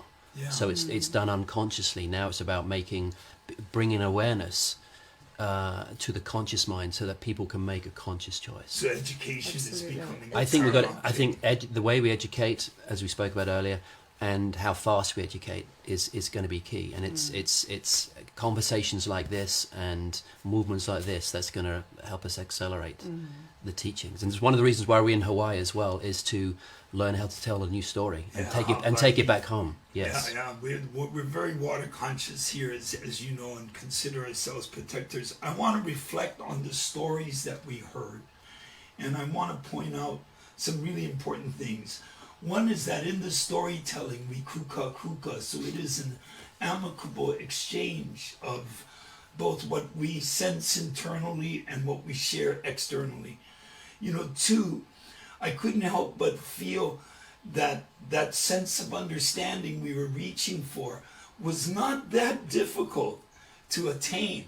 You know, even though we come from Beretania, from Aotearoa, from Hawaii, distributed around the globe, and yet have that same sort of cultural sensitivity, intellectual curiosity, and emotional impact on what we're learning. And probably the most important thing I wanted to make sure we don't miss in the story. Her 3 children moved immediately to her healing, each from their own devices. So we may differ about our approach, but I think the goal is the same, right? Protect the Mother Earth, protect our children, serve our elderly and our helpless, make sure our women are unafraid. These are simple rules for life. These are simple things to do. And I wanted to make sure we didn't miss it, because I heard it all clearly from her story. Those children did not hesitate. Each in their own fashion moved to heal their mother. We should learn from the children. Anyway, what a pleasure to sit and talk with you guys, man. And thank you for taking the time to come and see us. We know we're going to talk so much more. We're going to get other stuff underway. I don't know what our scheduling is like. I hate to burn up the airwaves and everybody. I know that there's a lot more messaging going on. So please, a word to our listeners who are watching and are concerned about the sovereignty of water, the ability for us to protect our waters. Right here on this island, we're facing a plastics ban while the county is trying to approve another plastic bottling company. Right? It's like they're not even consistent in their own policy and approach. It's a very. Do you want to go first? I was just going to say, in New Zealand, the Wanganui River has been given its own sovereignty, and then that inspired other rivers in India to have the same thing. And then the indigenous people are protectors of that, and they're the voice, and they know the water more than anybody knows that water. And so I feel that that is an important step forward in the way in which the people who really are one with the water, that really respect it, understand it. The water chooses that voice, their voice, to speak for them. And if more people are able to understand that, stand up and then let the water have its own rights, I believe it's important. I believe that we believe, as within the Maori culture. And my father's name is Bill Hohepa, and he is a famous fisherman. And one of the things he understands is about the moana, about the sea, and about the water is so precious for us and for the people.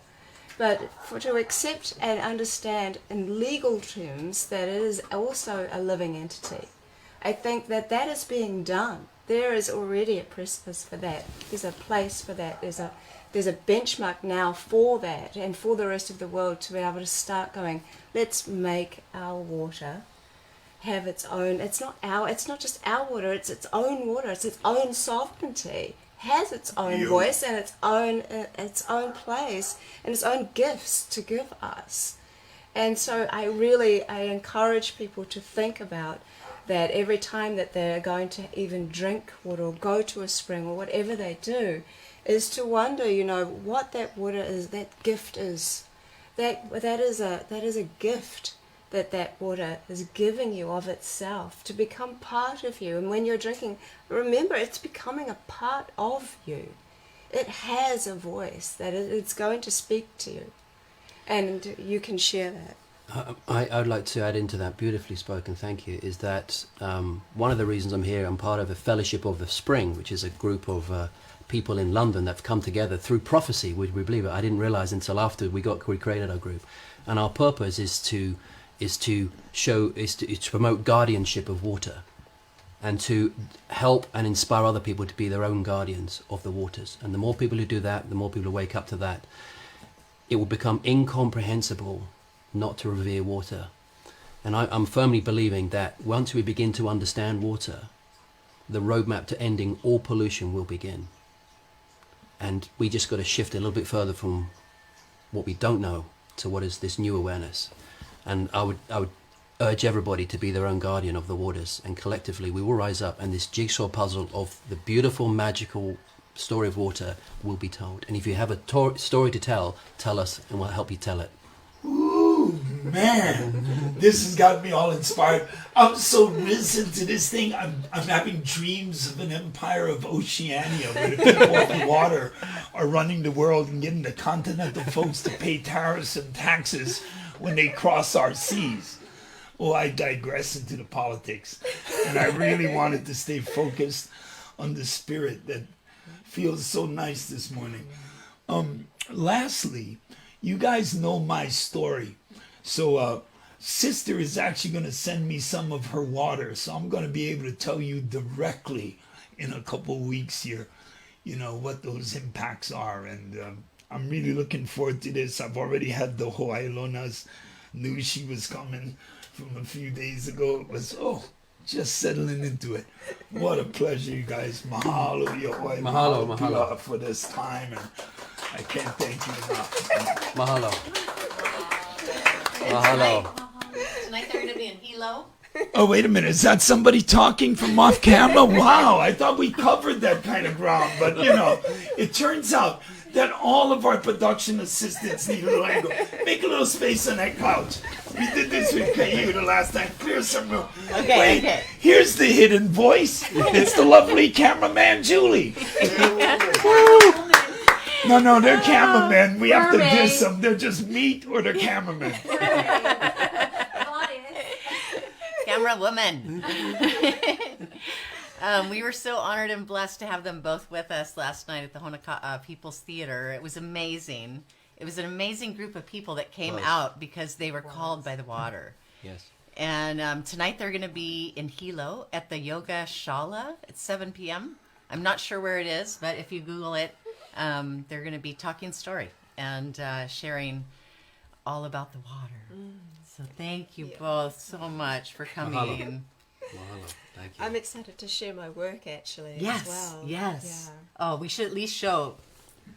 Well, very briefly, I wanted to see whether or not water could show in picture imagery whether or not what it was influenced by. So my very first experiment will take about 2 minutes to say. Do we have time? Oh, yeah. Of course. Yeah. We have Oh, you know, the beautiful thing about this process of doing community e-casting, sort of like electronical broadcasting, is we're not controlled by the FCC. There is no time constraint. We can actually say or do whatever we want to do. Yes. Okay, cool. So this kind of leads into the work I've been doing now for 7 years. And it started out when I was inspired by Bayamoto and Laurent's work, but I didn't have a microscope. So I was just working with what I had. And so I had a petri dish and I had some great water. And my idea was that I was just going to put the water into a petri dish and influence it by a song or a thought or something, and then freeze it. But there was some fluff in the water, so I put my hand in to take the fluff out. And I consciously thought, I wonder if my hand will have any impact on the water's memory. And that was my thought. My thought was that will my hand impact the water's memory? And you can see that was the image that I got. And I took it out of the freezer and I held it up to the light and I photographed it on my phone. I'm like, that can't be.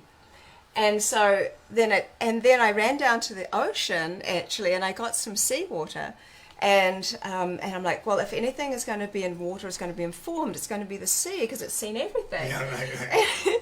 And so I froze a very and future, right, which I believe is all occurring at once. Our awareness is just at a spectrum. Correct. It's like water is having a conversation with us. Yes. At a macroscopic level, and it's showing us the images. Yes. Yeah. No microscope, nothing. The naked eye. It's phenomenal. And Veda's work. This is the first we really. I haven't shared it on social media. I haven't shared it at all. This is the first time, actually, ever, apart from yesterday when I did the talk. And at the conference, the water conference where Matt and I met. Which actually, her photography predicted we would meet. It did.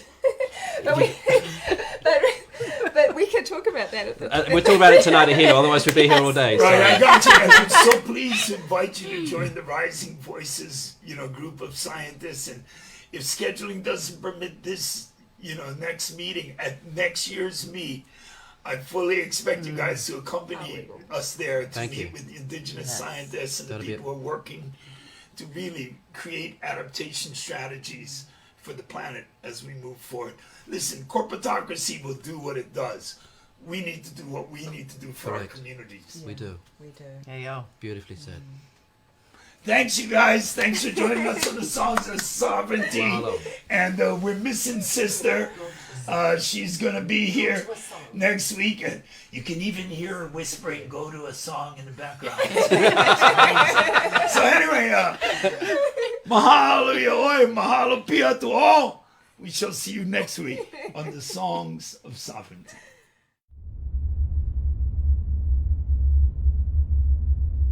"40 years after its release, 40 artists and 14 schools across 4 islands unite as we reimagine Hawaii 78.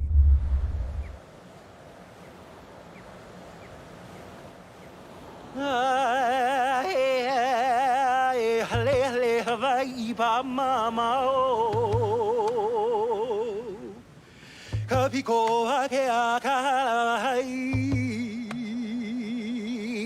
mai heo polohiva akane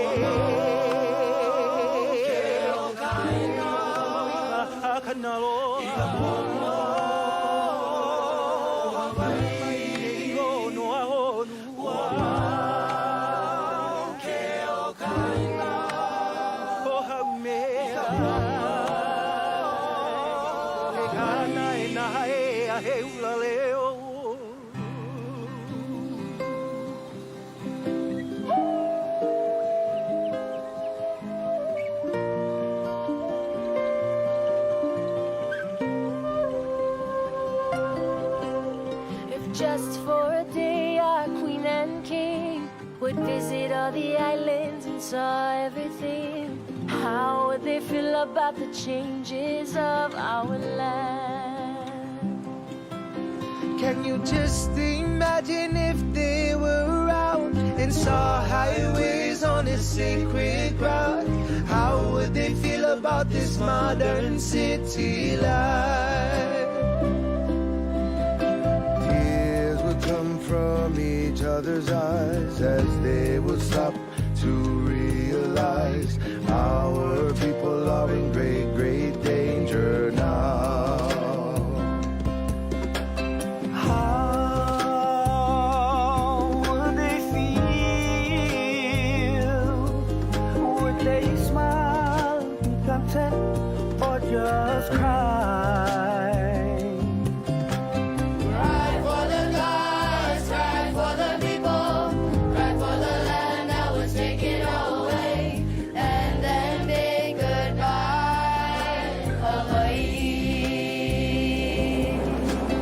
Just imagine if they'd come back and saw traffic lights and railroad tracks. How would they feel about this modern city life?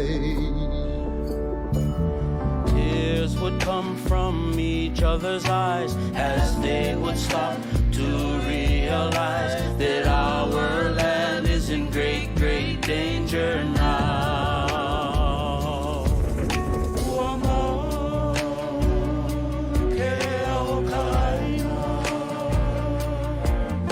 Ikapono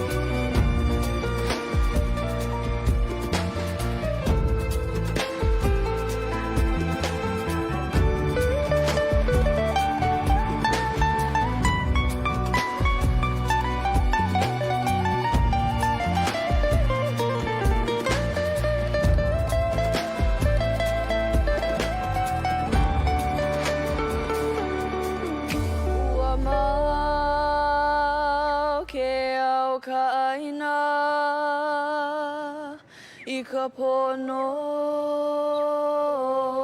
Hawaii.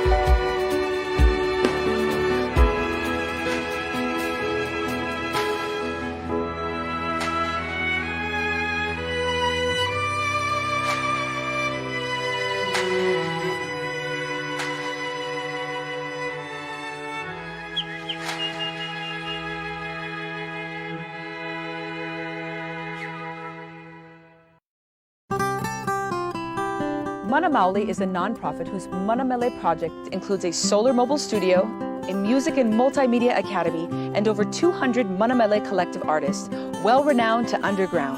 They teach academics, business, and culture, from recording kupuna stories and student original songs to epic video collaborations like Hawaii Aloha and Island Style OEVA, each featuring over 1,000 Hawaiian charter school youth and dozens of Manamele artists. To learn more or support, follow Mana Maoli on social media or visit manamele.org. Mahalo. Mahalo for joining us on Songs of Sovereignty this week. We'll see you next Wednesday, and until then, take care of yourselves and take care of each other. Aloha.